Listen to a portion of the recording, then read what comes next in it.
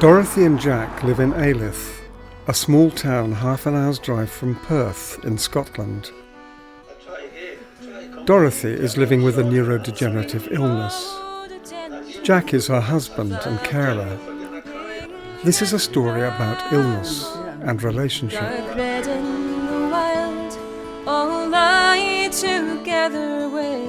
It's a horrible disease. I've never known anything as bad as it's a real horrible. When you read about it, I don't like reading about it because it's got such a bad write-up. I went in the computer and looked at it, so I don't even look at this. No, not knowing anything about it, just finding out through the computer. I thought PSP can't be that bad. Then I look at it and I go, this is one hell of a disease. When they say there's no cure for it and then they start going through the scenarios and that's when it gets to you like. It's progressive supernuclear palsy. It just seems that everything in the brain seems to be dying. Bits of the brain seem to die off, as I was told, and the bits that send the signals to the other part of your body just don't send them. They send the message, but the other part of the body doesn't get it. Like if you send a message to your leg, I'm going to walk, and you get up to walk, the legs don't answer. The legs don't answer to the message, and you just fall. And so my wife staggers forward. She thinks she can walk. She staggers forward and falls. And especially, and it's been getting worse lately, I've noticed. Well, I know that it's the brain. It's a brain thing. And the brain doesn't send the message that it should. And it's, I think that's what it is. Well, say she's going to die. That's what they said. There's no cure. And you start, and the nurse said, I would advise you to get power of attorney. Because this will come quick. That's what she said, exactly what she said. This illness will come quicker than Parkinson's. She came and I said to her, we were asking about PSP and that. She said, yeah. She said, it mimics Parkinson's. But the difference is, everything happens quicker than Parkinson's. She never saying it was dying. But it was terminal. It tells you anyway it's terminal. I know. And what did they use that word? Terminal? No, she just said it. She said about the power of attorney. Well, when she said get power of attorney, that's when I thought, why is she saying this, power of attorney, all of a sudden? You get that when I'm no capable of whatever, and I am. That's when you get it. But she advised me to get power of attorney. I know, Jack, I know. I never ever say to myself, why me? Because I'm not supposed to say, why not me, aren't you? I care that much, but I have a couple of Jehovah's Witnesses that come and see me every Monday. They've been coming for years. And they've made me a bit stronger, I think. Just talking and that. That was that thing, I was watching the Simpsons programme, a cartoon about Jehovah's. And Marge Simpson, there's something wrong with me. There was 2 Jehovah's Witnesses at the door and I wouldn't let them go. Do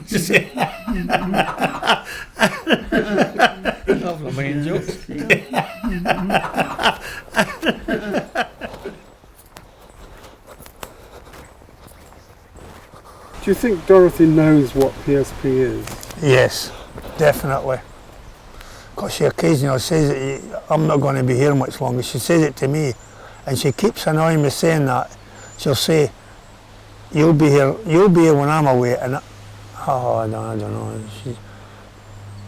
She says it. She says it all the time, but not in front of people. She just says, "I don't think I'm going to be here much longer." She says it, and then here's the rain. I don't think Dot's got a year. Unless I can't see any improvement and all this, you ought to see the pills she's swallowing and that. And I'm not saying that she'll not last it, but I think she'll deteriorate because she really is this falling over and the mood. She was always a nice natured girl, and her moods now, she really gets annoyed with herself and that. And I get frustration with her because she can't do things that she would like to do. As Dorothy's main carer, Jack has had to become jack of all trades. Lifter, cook, cleaner, dresser and principal protector. This last is not easy. PSP sometimes deludes you into thinking you can tackle things best left to others. Oh, when she falls I get angry. I said, is that you down? She'll say, yes, I'm down, but I'm all right. And she's not all right. She was crying. She banged her head off the cooker. I said, what are you doing? I'm making a cup of tea. I said, oh. I said, I'll make you a cup of tea. But I was doing something else, making the beds or something at the time. I said, give me a minute. I can't. That's what I say. I've only one pair of hands. And that annoys her. Microwave, aye. 2 minutes and your dinner's made. What I'm doing now is this, my skivvy in here, like. And the sauce. Tonight, yeah. I make the dinners, clean the house, go to the SDC. Aye. You know. I'm saying I've been a skivvy then for 50 years, eh? I've looked after him. Sounds like you're bringing a dose of feminism to this.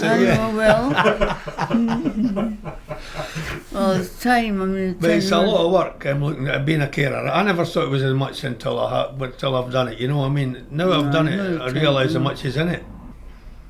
Oh. Okay. Cooking and well, it's the usual, just the cooking and You're not all. a sympathetic person. No, I'm not. I'm not sympathetic. If I fell, he didn't say, "Oh, what a shame," and I said, "Get up, and you're stupid." I do not. You do so. I say, will you use your trolley? She walks about without a trolley. Then she falls. I say, what are you not using your trolley for? What have you been told by the doctor? If you don't use your trolley, you're going to end up in the hospital. That's what she's told by the doctor. You use your chair or use your trolley. You can't walk about. And next minute she's walking about without anything, and then you hear a bang, down she goes. And you won't listen to them. You're just determined to try and walk without your aid. How often do I do that? It only takes once to get it I wrong. know it does, but I didn't do it a lot. Occasionally I do. What I'm just saying to you. You shouldn't be doing it at all. All right. I mean, you fall out of bed and everything, don't you? No. When you sit on the bed sometimes you fall. Oh, the edge of it. Well, anyway. She gets upset when I nag her. When I say to her, will you sit in your chair? I'll do it. Just sit there. And I've got to do something. And she'll say, I hear her walk. I say, do you sit down? And she won't sit down. And that's really hard. She's just stubborn. She won't. And it's really hard when she does it. When you try to do something and she's getting in your road all the time, you know what I mean? She's just, if she comes in the kitchen, you try to make the dinner or something, she wants to do something and I don't want her in there when there's cookers on and that, you know what I mean? Or even a hot kettle of water, I don't want her touching it. Till she falls with it, or an iron or... But Dorothy's awful, I don't let her waste her time. Why should somebody have to come in at night to help me to go to bed? I can do it myself. She's awfully independent that way. But shortly she's going to have to say, well, I have to let people do it for me. I mean, that goes for the washing and everything. Get a girl, they'll come in and help with things like that. I can do that, actually. If I just need somebody to help her to dress and get washed in the morning. And that's all she needs, just to get settled. Because she won't sit down, she has to be on the move. And it's just... I mean, I can't go to the shop next door and I'm worried sometimes I'm worried she's going to fall, like, Are you worried now? Not a lot, a wee bit, because I think she might. I've left stuff ready to be cooked, and I hope she's not going to start mucking with that. You know what I mean? Because she's some determined person.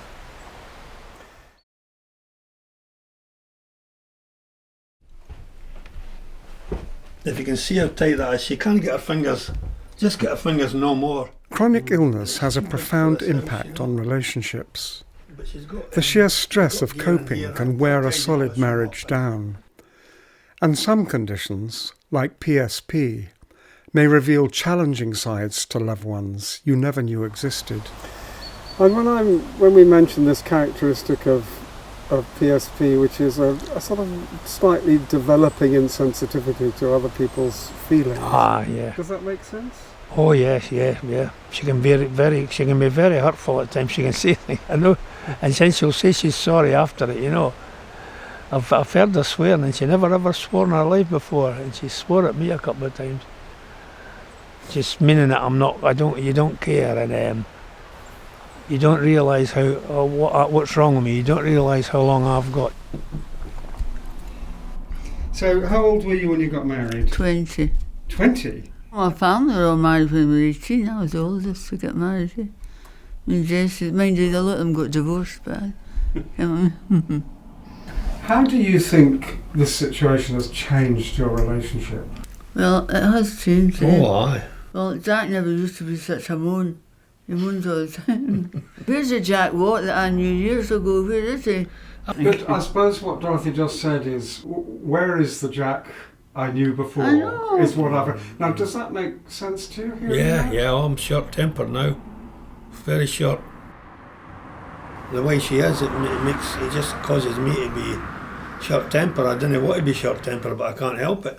It just comes out of me because of the lack of sleep. Just my moods and my mood swings and everything seems to be getting on my shoulder, getting on top of me. It's a big deal. It is a big deal. I try not to make her cry. When I snap at her and she cries, I feel terrible about it. And I try to comfort you and tell you I'm sorry. I didn't mean to get on you. And then you feel remorse. I feel terrible for getting her crying. I didn't mean to get her crying. You know what I mean? I don't mean to. I never ever mean to get you crying. But when you shout, when I'm doing something and you ask me to do something else, and I say, well, if you give me a minute, well, I'm doing the dishes now. I can't do everything. And I make the meals, and she's quite happy because she loves the grub I get you. I'm good with the food. It's good. It's good. Good cook.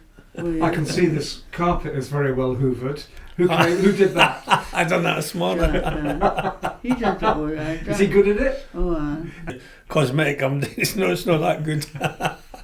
She was picking dust off a picture frame this morning. Look at the dust on that. She's telling me, look at the dust on that picture frame. I said, I've only got one pair of hands. I mean, would you like to hoover?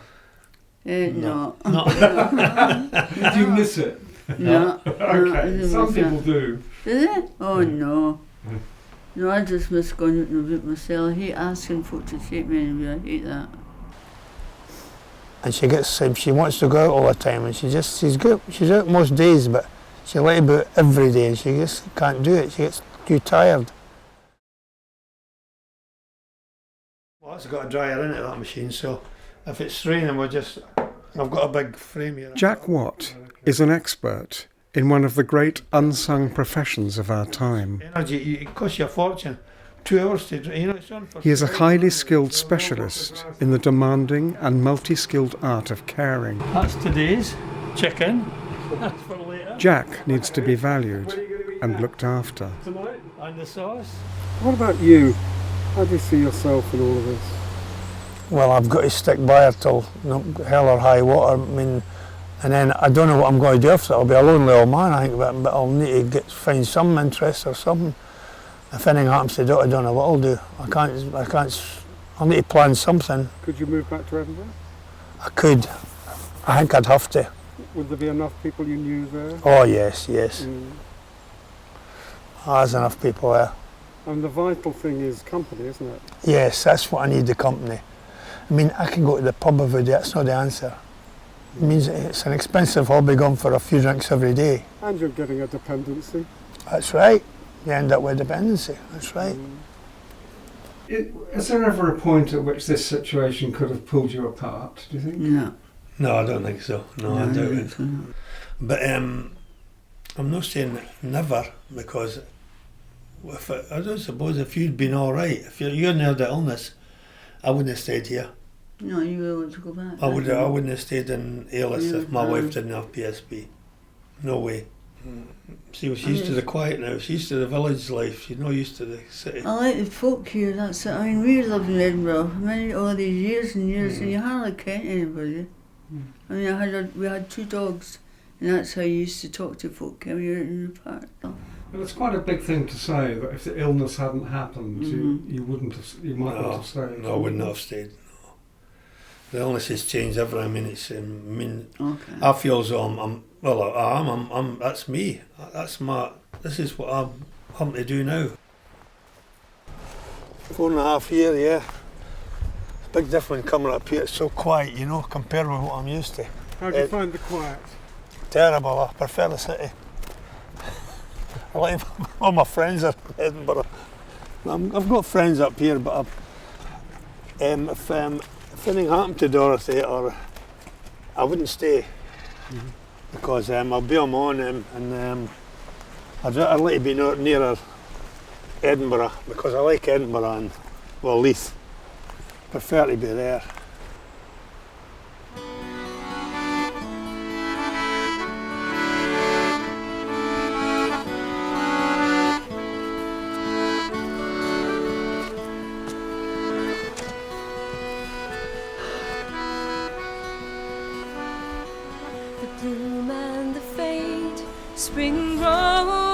engine, flowering pink and purple. The lack of sleep. See, I'm going to see a doctor on Monday about the sleep thing, because I've got to get a sleep. I mean, a nap in the afternoon's not a sleep, you know what I mean? And this is what gets to me, make me tired and irritable. I mean, I've told the doctor about it. He says you need respite. He says you've got to have respite, or respite. I call it respite, but it's respite. He says you've got to have it, because I don't want you to end up in the hospital, he says. He says that's the last thing we need. If you end up in the hospital, he says, I'm going to give you some sleeping pills. He says, take one when you need it. He says, and if she's going to fall, then be rushing to grab her, because you'll do your own back and then we're in trouble. To me, you've just got to get a bit of break for each other, because you just get your nerves. Hoping the colour will stay. Well, we're in each other's faces all the time. The colour goes before I plant the daffodils. My dream's to go on a schooner like that. Okay. My dream, and look how beautiful that is. Isn't that? It's under sail. How could it get better? The Pacific Ocean, that would do me fine. Finish my days on that. Freedom, eh? Freedom, that's what you call freedom, that. It's never too late to start anew. The wind in your face. Oh, I'm so good. Spray. Yes. Can taste it. Can taste the salt for here. Oh, lovely. I'll tell you what, I am going to get you up a mountain sometime this summer. I would love to do a mountain. There's me just come down a mountain. Just come down that mountain. Or the one behind us. See it? That's Mikey and that's me sitting by that river. And it's just as good as it looks there. It's beautiful and it's quiet and there's deer running about and everything. That's about a year ago, about a year and a half ago. That water, it's fantastic. Oh, it's beautiful. It's breathtaking up there. You know? Yes. To start anew. Let's wait no more. Start anew. It's never too late to start.